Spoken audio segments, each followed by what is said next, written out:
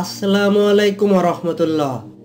নবীজির রওজা মোবারকের পাশে কার কার কবর রয়েছে এবং ভবিষ্যতে কাকে কবরে দেয়া হবে তা এই ভিডিওতে প্রকাশ করা হবে।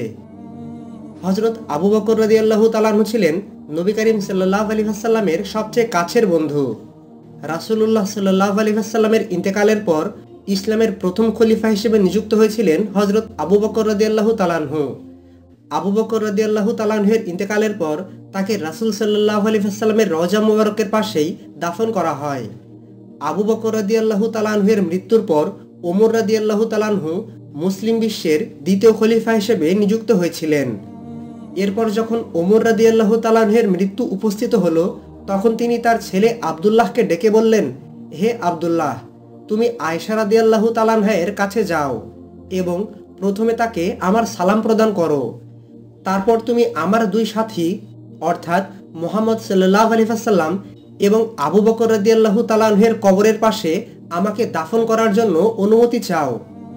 পিতা ওমর রাদিয়াল্লাহু তাআলা আনহুর কাছ থেকে এই কথা শুনে ওমর রাদিয়াল্লাহু তাআলা আনহুর ছেলে আব্দুল্লাহ আয়েশা রাদিয়াল্লাহু তাআলা আনহার কাছে গেলেন এবং প্রথমে তাকে সালাম দিলেন। তারপর আব্দুল্লাহ আয়েশা রাদিয়াল্লাহু তাআলা আনহাকে বললেন, আমার পিতার মৃত্যুও সন্নিকটে।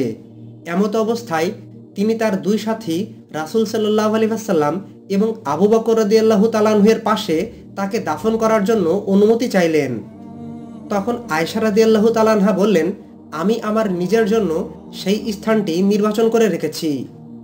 তারপর আম্মাজান আয়েশা রাদিয়াল্লাহু তাআলা আনহা নিঃস্বার্থতার পরিচয় দিলেন এবং ওমর রাদিয়াল্লাহু তাআলা আনহুকে রাসূল সাল্লাল্লাহু আলাইহি ওয়াসাল্লাম এবং আবু বকর রাদিয়াল্লাহু তাআলা আনহুর পাশে দাফন করার জন্য অনুমতি দিয়ে দিলেন।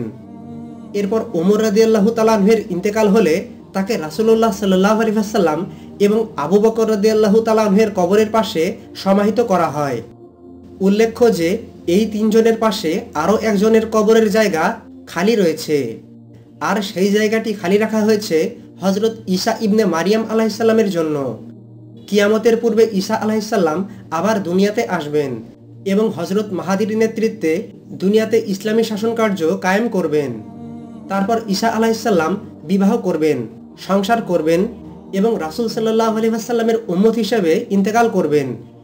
আর তারপর ঈসা আলাইহিস সালামকে রাসূলুল্লাহ সাল্লাল্লাহু আলাইহি ওয়াসাল্লাম, হযরত আবু বকর এবং হযরত ওমর রাদিয়াল্লাহু তাআলা আনহুর কবরের পাশে সমাহিত করা হবে ইনশাআল্লাহ। আশা করি ইসলামের এই সত্য ভিডিওটি আপনাদের অনেক ভালো লেগেছে। কোরআন সুন্নাহের রেফারেন্স সহ প্রতিনিয়ত ইসলামিক ভিডিও পেতে আমাদের চ্যানেলের সঙ্গে সংযুক্ত থাকুন। ইসলামের এই বার্তাগুলো অন্যদের কাছে পৌঁছিয়ে দিন। আসসালামু আলাইকুম ওয়া রাহমাতুল্লাহি ওয়া বারাকাতুহু।